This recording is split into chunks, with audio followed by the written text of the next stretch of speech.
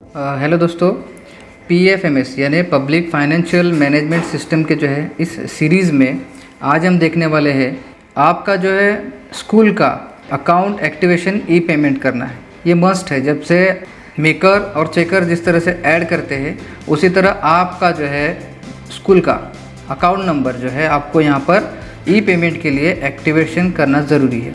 अब वो अकाउंट कौन सा होगा, जैसे कि हमारे यहाँ पर जो है एक नया अकाउंट खोला गया महाराष्ट्र बैंक का, तो जिसके ज़रिए से जो है अब जो PFMS का जो पूरा जो है फ़ंड जो है तो महाराष्ट्र बैंक का जो है अकाउंट है उससे जो है क्या होगा, PFMS का पूरा जो है फ़ंड मैनेज होगा।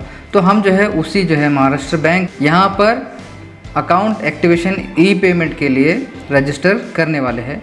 तो आपको पता है, आपको जो है सीधा गूगल पे जाना है और वहाँ पर जो है PFMS टाइप करेंगे, मेन साइट पे आ जाएंगे और लॉगिन होना है। तो याद रहे लॉगिन कौन सा होना है, आपको जो मेन जो लॉगिन है जो आपको BRC या पंचायत समिति के ज़रिए से मिला है, जो उन्होंने जनरेट करके आपको दिया है, उस लॉगिन और पासवर्ड से जो है आपको लॉगिन होना है। लॉगिन होने के बाद जो है आप क्या करेंगे, जो मेन आपको इस तरह का दिख रहा है लॉगिन होने के बाद, यहाँ पर देखिए बैंक इस तरह का टैब है। जो लेफ़्ट साइड में आपको जो पूरी जो लिस्ट दिख रही है, यहाँ पर सबसे थोड़ा सा नीचे जाएंगे, यहाँ पर बैंक दिख रहा है। बैंक से थोड़ा सा हम एरो पे क्लिक करते हुए देखेंगे तो यहाँ पर बैंक के आगे भी कुछ लिंक्स हैं, कुछ मेनूज़ है, सब बटन्स हैं। तो यहाँ पर देखिए अकाउंट एक्टिवेशन ई पेमेंट इस तरह का जो टैब है उस पर हम क्लिक करेंगे।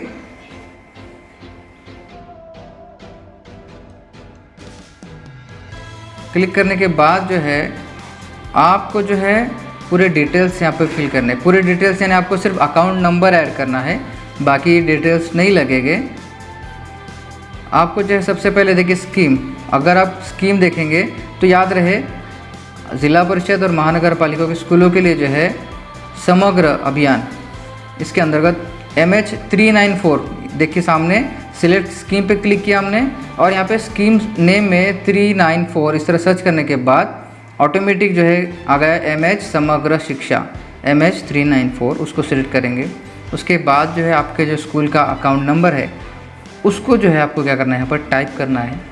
देखिए हमने सिलेक्ट स्कीम सिलेक्ट की और अकाउंट नंबर टाइप करके सर्च पे क्लिक किया। तो सर्च पे जैसे हमने क्लिक किया तो यहाँ पर देखिए अकाउंट नंबर आ गया और जो है बैंक का IFSC जो कोड है खुद से आ गया। याद रहे हमने टाइप नहीं किया। अब यहाँ पर आपको सिलेक्ट टिक करना है सबसे पहले। और यहाँ पर देखिए सबसे ज़रूरी बात, यहाँ पे आपको अकाउंट एक्टिवेशन टाइप जो आखिरी का जो है कॉलम है, यहाँ पर आपको दो ऑप्शन दिख रहे होंगे। एक होगा ई पेमेंट यूजिंग प्रिंट एडवाइस और दूसरा होगा ई पेमेंट यूजिंग डिजिटल सिग्नेचर। याद रहे यहाँ पर आपको पहला जो ऑप्शन है ई पेमेंट यूजिंग प्रिंट एडवाइस, इसको ही सिलेक्ट करना है।